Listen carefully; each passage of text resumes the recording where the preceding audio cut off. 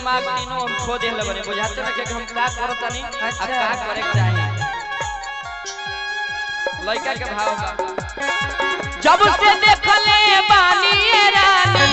होश में ना बानी हो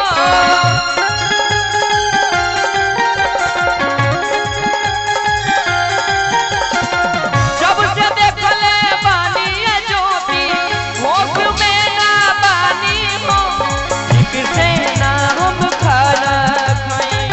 ना पीला पानी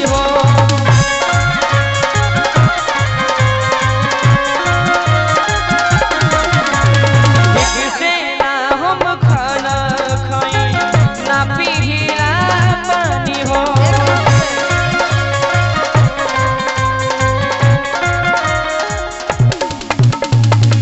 राजन यादव जी पानी पिया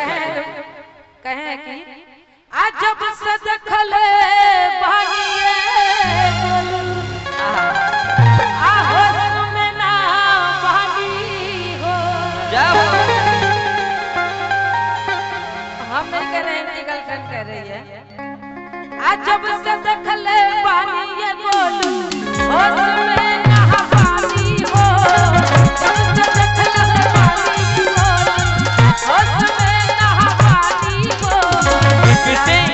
हम खाना खाई ना पीला पानी हो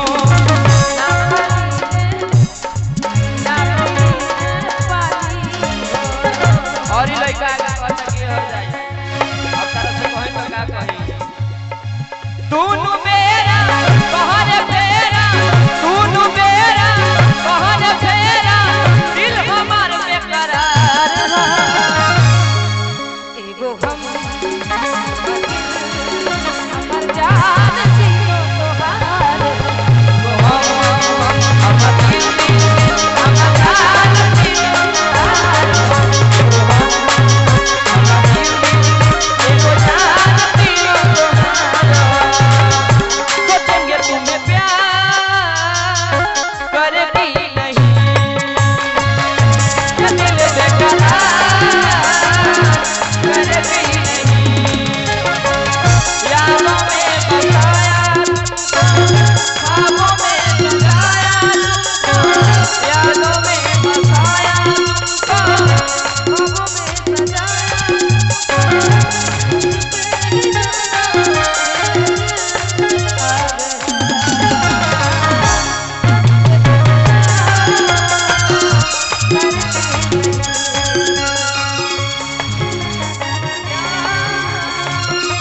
करेगी नहीं एगो हम हमर दिल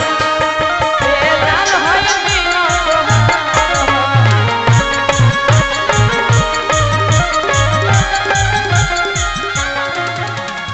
देख के गइलू वियोग तू ऐसन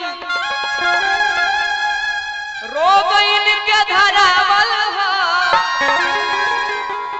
पहिले रही दीवाना लेकिन अब पागल इनके बनावल है देख के गइलू वियोग तू ऐसन रोग तोहरे लगावल है देख गइलू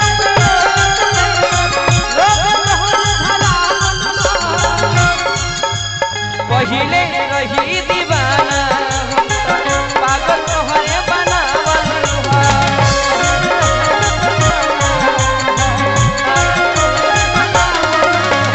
पहिले रही दीवाना पागल तोहरे बनावल है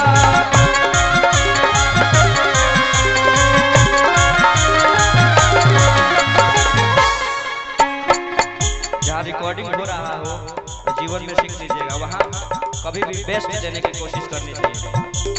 अगर हाई स्किल हमसे नहीं हो रहा है तो वो आपसे निश्चित है कि होगा 200% गारंटी के साथ कर्म हो जाएगा तो आपको वहाँ बोल लेना चाहिए और आगे रहिए। हमेशा लोग आगे रहने के लिए कोशिश करते हैं आप पीछे जा रहे हैं ऐसा नहीं होना चाहिए।